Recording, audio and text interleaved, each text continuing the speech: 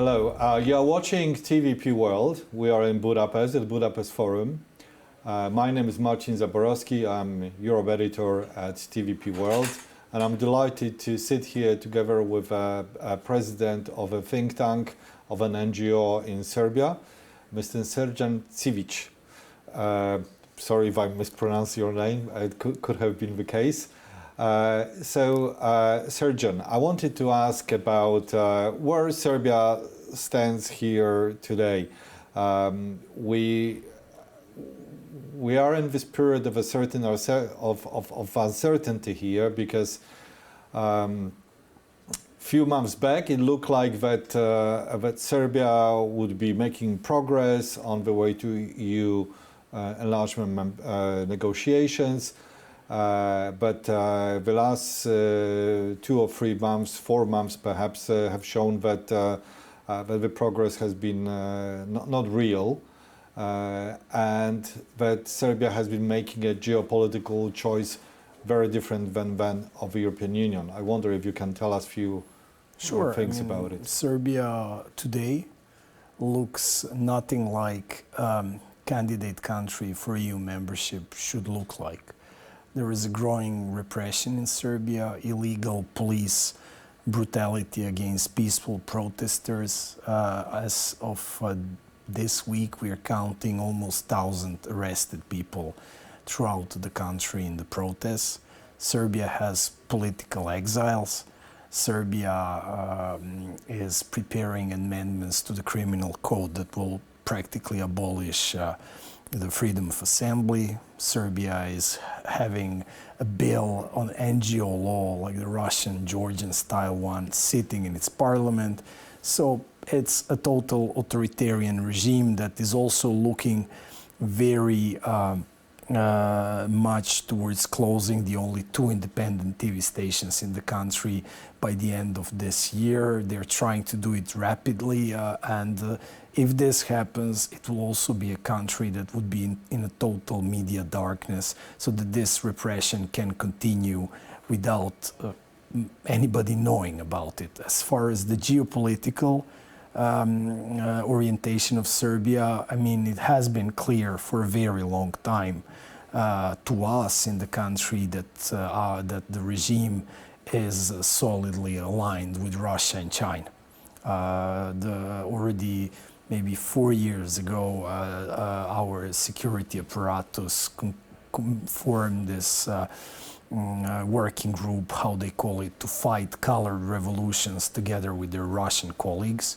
There is intense cooperation in this field. The president is going to Moscow, Beijing, to all the gatherings of this authoritarian, let's say, alliance. And as we are speaking, a couple of days ago, the Russian military secret service, in a very bizarre official communique, pronounced to the world that supposedly EU is preparing a colored Euromaidan in Serbia for the anniversary of the fall of the canopy, which our president immediately confirmed and welcomed this statement. Of course, this is not true. This is completely invented. As far as the Serbian democratic part of the society is concerned, we feel completely left alone. We are not supported by the EU, by no one, and this is a purely domestic fight. And the impression is that everybody is against democracy in Serbia for different reasons. So I wanted to ask what actually happened there, because only a few months back during the Polish presidency in the European Union, Polish Prime Minister traveled to Belgrade and came back with the news that he can do business with Mr. Vučić. Mm-hmm. Mr. Vučić didn't go to Kazan, to the BRICS summit, and it looked like that Serbia would be leaning westwards. And the last 2 months, we saw Mr. Vučić going to Moscow, recently going to Beijing, clearly aligning himself with the Russo-Chinese axis. Absolutely, this is the game that he is playing. towards his Western partners, to trying to convince them that they can do business with him and that he's not aligned with Russia and China. So, for example, he was selling ammunition to Ukraine quite robustly.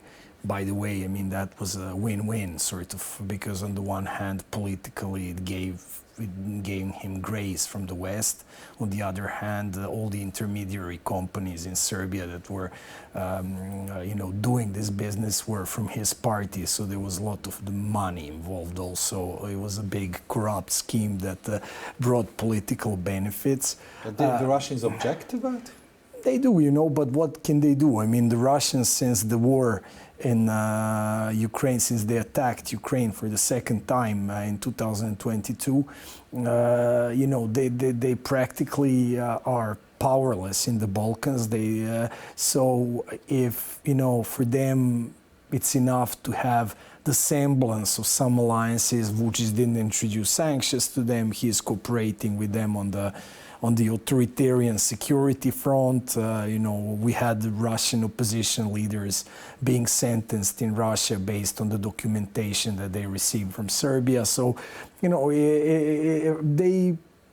they ignored this. They preferred to ignore this because for their own sake, it's good to seem that they have friends, and they do have friends in the Serbian government. They tolerated this. But to come back to the question of the EU and Poland, it's clear, as you said, then he didn't go to Kazan, he went to Moscow, he went to Beijing. And by the way, if the government of a country would be sincere in its geopolitical alignment, then why would that same government for more than 10 years in all the media they control, spread poisonous anti-Western propaganda? Why would they make it for them so difficult that they make finally this geopolitical turn one day? No, this is just a bluff. Absolutely. Yeah. Srdjan, I wanted to ask you about the protests. So the student protests have been going on now for a number of months. I understand that at least initially they have not been political, but perhaps they have become politicized recently. Mm-hmm. Are they still robust? Mm-hmm. Do you think that they can be somehow successful? Mm-hmm. Mr. Vučić has been saying that he understands the concerns of the protesters, but then he's been beating them up. So mm-hmm. it's a kind of a thing that we are unsure how to read this guy. Yes. Well, the protest started because a canopy of a railway station fell and killed initially 15, then one person died in hospital, so 16 people. And they started as this big anti-corruption movement. But after a while, it became obvious that the government has absolutely no intention in fulfilling the demands directly related to the fall of the canopy, which is that the responsible ones are, investigated, tried, that all documentation on the reconstruction of this canopy is published, and so on and so forth. So they realized, after the biggest demonstration in country's history that took place on 15th of March, that actually a political articulation is necessary. So the students, it took them time because they decided plenums at every faculty. It's a deliberative democracy process. But they decided to call the government to call snap elections. So now we're in this standoff. The demonstrations are continuing. The ruling party practically doesn't have power in many cities across the country. Their local branch is completely collapsed. But their answer is repression, and very heightened repression.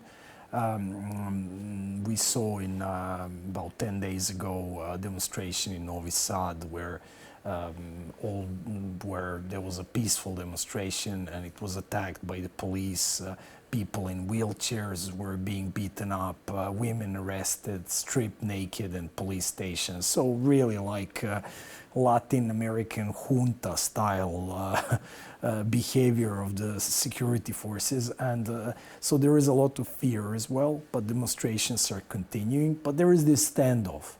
the government is hugely unpopular in the polls. They know that.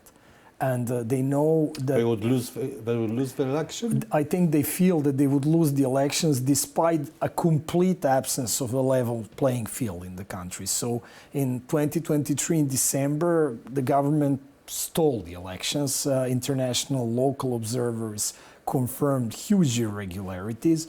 But despite this advantage that they have, most media that they control, the administration of the elections that they control, everything, I think they fear that they could lose. So they're not responding to this demand. And this is the situation in which we are now. They're trying to halt the protest by repression. It doesn't really work. So we shall see what will happen going forward. Well, interesting times. We are certainly hoping to see a European future for Serbia to come in the months and years ahead. Definitely. Without democratic change in the country, there will be no European future for Serbia. Srdjan, thank you very much. That has been TVP World at Budapest Forum. We've been speaking to Srdjan Cvijić. Thank you. Thank you.